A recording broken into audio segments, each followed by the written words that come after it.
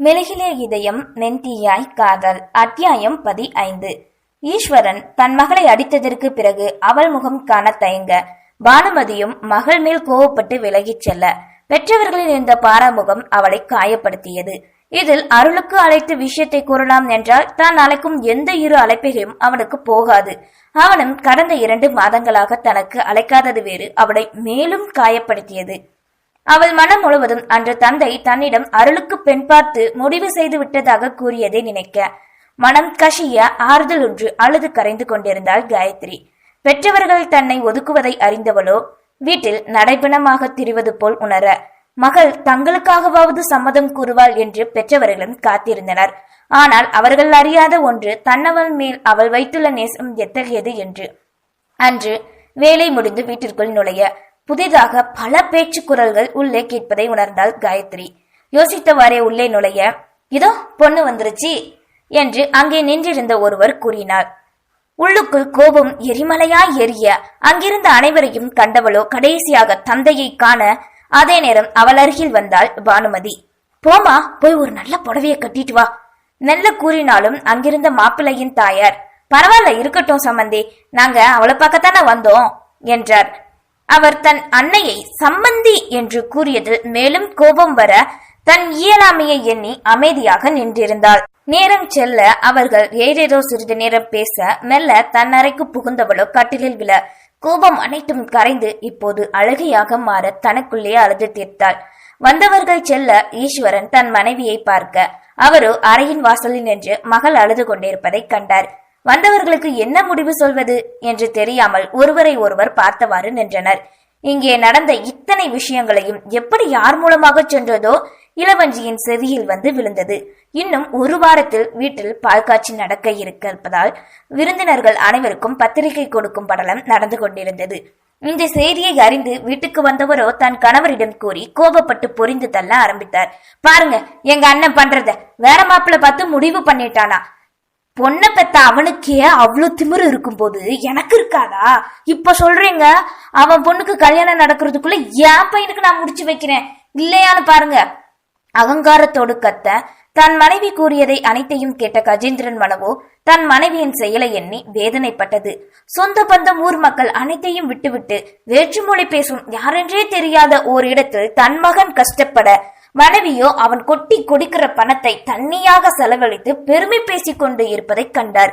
வாரம் ஒரு முறை மகளை சென்று பார்த்துவிட்டு வர, ஏதாவது உறவினர் செய்முறை என்றால் 1000 2000 என்று மொய் செய்து விட்டு வர, என்ன சொல்லியும் திருந்தாத மனைவியை என்ன செய்வது என தெரியாமல் வேதனை கொள்ள ஆரம்பித்தார். விஷயம் அறிந்த அன்றிரவே தன் மகனுக்கு அழைக்க செல்லம்மாவின் கெட்ட நேரமோ என்னவோ அவன் அழைப்பு எடுக்க 1க்கு 2ஆக சொல்லி ஏற்றிவிட்டார். செல்லம்மாவிற்கு வேறொருவருடன் நிச்சயம் என்றதும் அதுவும் அவள் சம்மதித்தது என்றதும் தன் தாய் கூறியதை கேட்டவனோ கோபம் சொல்லென்று தலைக்கேறியது. பொறுமையாக தன்னவள் இப்படி செய்ய மாட்டாள் என்பதை யோசிக்காமல் அடுத்த நொடியே அவளுக்கு அழைத்தான் அருள்நிதி. தன்னவள் அழைப்பை கண்டதும் உயிர் வந்தது போல் துள்ளியவளோ வேகமாய் எடுத்து மாமா அழைக்க அவளின் அந்த துள்ளலான அழைப்பு கூட காதில் வாங்க மறுத்தவனோ, உன்னை பொண்ணு பார்க்க வந்துட்டு போனாங்களா கோபமாய் கேட்டான். ஆமா மாமா, உங்களுக்கு எப்படி தெரியும்? நான் உங்ககிட்ட சொல்ல கூறிக்கொண்டிருக்கும் போதே. பேசாதடி, உன்னை போய் நம்புனேன் பாரு, உன் புத்திய காட்டிட்டு இல்ல, அப்புறம் என்ன? எதுக்கு மாமா மாமான்னு சுத்தி சுத்தி வந்து என்ன ஆசையா காட்டின? எனக்கு துரோகம் பண்ண எப்படி உன்னால முடிஞ்சது? நீ எல்லாம் ஒரு பொண்ணா? கேவலமா இருக்கு. உன்னை போய் நான் உயிரா நேசிச்சேன்னு நினைக்கும் போது பெத்தவங்க சொன்னாங்கன்னு ஒத்துக்கிட்டு என்ன உயிரோட வச்சு கொன்னுட்டே இல்ல. சத்தியமா சொல்றேன்டி, இனிமே நான் உன் முகத்தை கூட பார்க்க மாட்டேன். இந்த நிமிஷம் என் செல்லம்மா மனசுல இருந்து நான் தூக்கி எரிஞ்சிட்டேன். நான் செத்த கூட நீ வந்துடாதடி. எரிமலையாய் தீ குழம்போடு கொம்பளிக்கும் இந்த வார்த்தைகள் அவன் ஆழ்மனதில் இல்லை என்பதை அந்த நொடி உணர்ந்தாள் செல்லம்மா. மாமா, நான் சொல்றது முதல்ல கேளுங்க. அப்பாதான் அழுது கொண்டே வேகமாய் கூற வர, என்ன சொல்ற? உங்க அப்பா செத்துருவேன்னு சொல்லி மிரட்டி இருப்பாரு. நீ தான் அவரோட செல்லமான மகளாச்சே, அதனால சம்மதம் சொல்லி இருப்ப.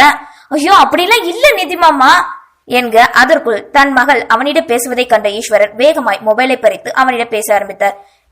இங்க பாரு, இனிமே என் பொண்ணு கிட்ட பேசுற வார்த்தையெல்லாம் வச்சுக்காத, அப்புறம் வெட்டி போட்டுருவேன் உன்ன.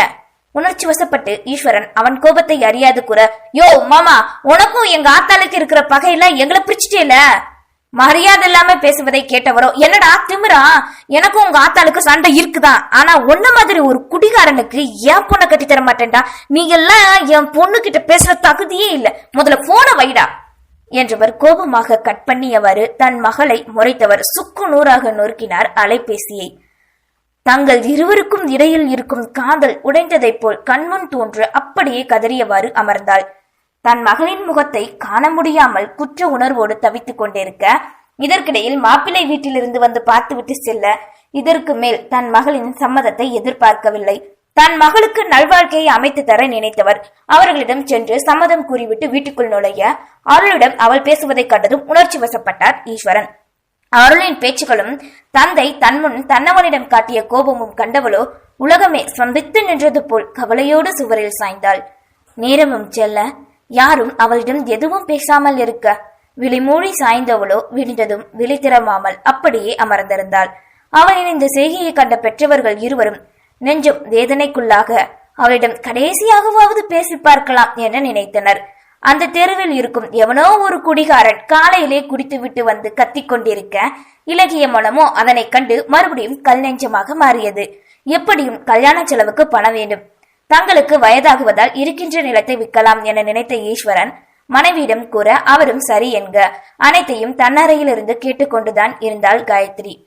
தான் படும் கஷ்டத்தை கண்டாலாவது மனம் இறங்குவாளா என்று பானுமதி நினைக்க, அவர் நெஞ்சில் புதைத்து வைத்திருந்த அருளை ஒரு நொடி கூட ஒரு உயிரே போனாலும் அழிக்க தயாராக இல்லை. அன்று முழுவதும் சாப்பிடாமலே வெளியில் எங்கும் செல்லாமலே அறைக்குள்ளே அடைந்து கிடந்த மகளை கண்டவருக்கோ உணவு கூட இறங்காமல் போனது. அவளுக்காக உணவை எடுத்துக்கொண்டு சென்றார் பானுமதி.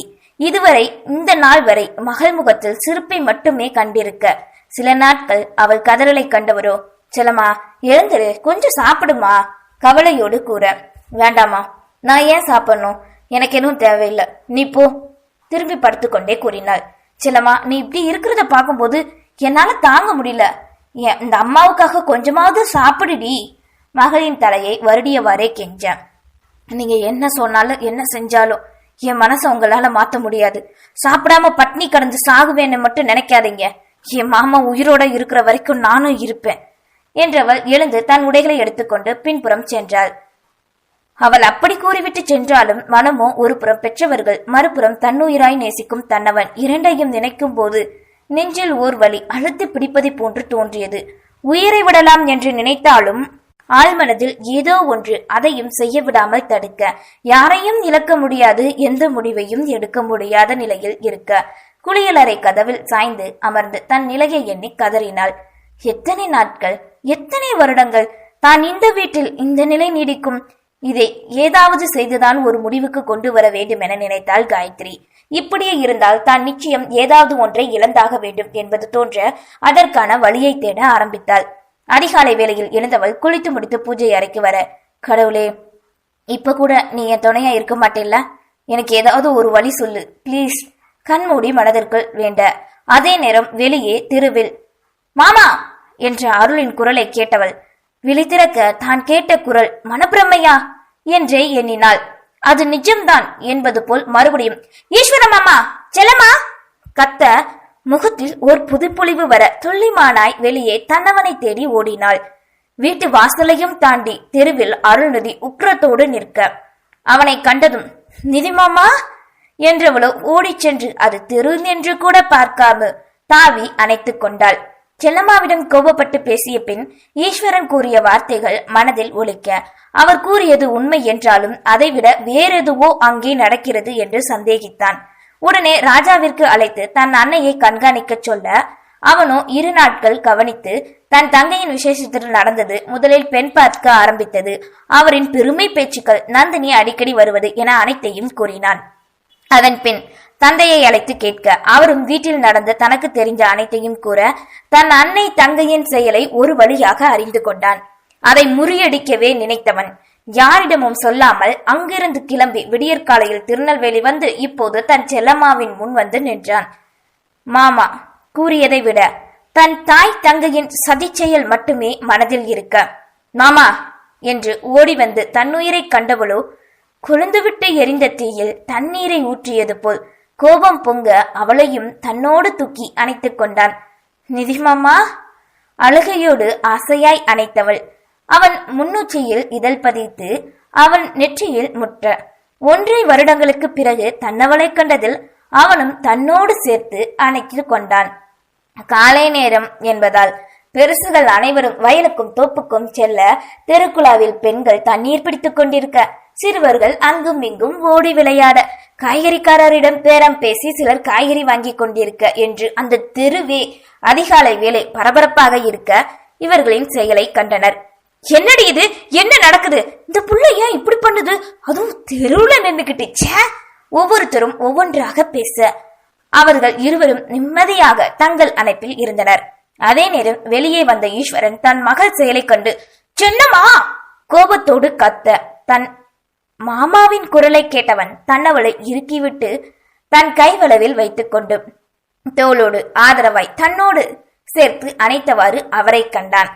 அதை கண்ட ஈஸ்வரனோ அருகில் வர, செல்லம்மா பயத்தோடு தன்னவன் கைகளை இறுக பற்ற, பானுமதியோ பதறினார். தேங்க்யூ.